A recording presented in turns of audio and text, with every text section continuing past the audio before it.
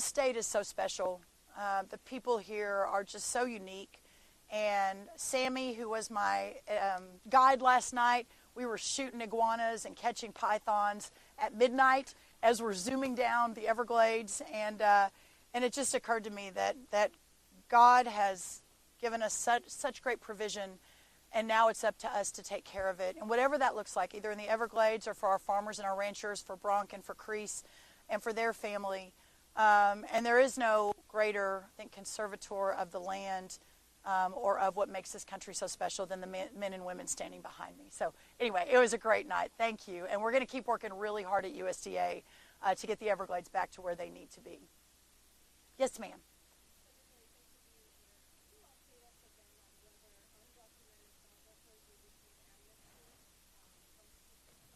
Can you say your name and outlet? Great. Thank you, Hannah, for that question. I think the president has been really, in his 10 years in public life, he has been very, he's cast a vision for this country where the American dream will thrive, where the borders will be secure, where every mom and dad can choose the best education for their family, where our farmers and ranchers are put first again, which for so long they had not been. But part of that vision was no amnesty under any circumstances, and the border must be secure, and while at the same time recognizing the extreme challenges in labor to so many of our farmers and our ranchers. My colleague in the cabinet, Secretary Lori Chavez-DeRemer, is herself, in fact, from an agriculture background from both California and Oregon. She actually is in charge of the programs, the H-2A program specifically, which the guys behind me would say is good, but it needs to be a whole lot better at regrowing Florida's citrus industry. Again, part of the big takeaway for me from today is whatever I can do to help be a part of that. I am really excited and encouraged at the future, understanding the difficult times that this industry has been through. So, we got time for one more question. One more question. All these sweet people behind me are about to melt. I want to thank them all. Any other questions? Can you clarify how farmers can take advantage of this, where that money is going, and what are the next steps for them to start, applying for this? Yeah, thank you. I will.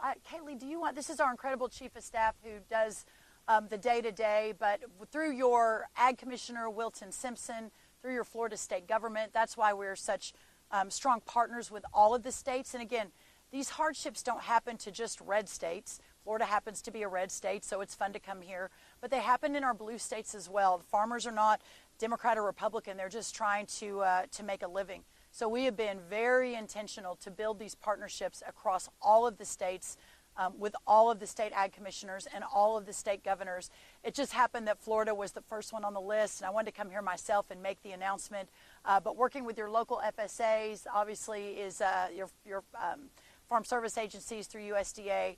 The guys usually know well how to do it. But Kaylee, is there anything in addition, since we've got the news here, to announce on that? Yeah, since the state of Florida knows their people the best, we're helping them with their block grant in their state, so we're going to be working closely with them, and we're going to be working on the backside. So you'll hear more from the Florida State very soon. The state ag commissioner, Wilton Simpson, and his team are the ones who are distributing this.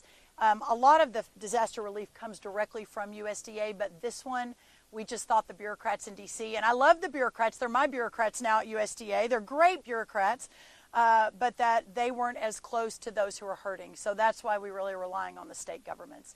All right, you guys, wonderful to be back. I may be here again before you know it, hunting more pythons and gators as well. So very excited, but very grateful for everyone's time, especially here in the heat of the day, and I look forward to be back in Florida so soon. Thank you all so much. Thank you.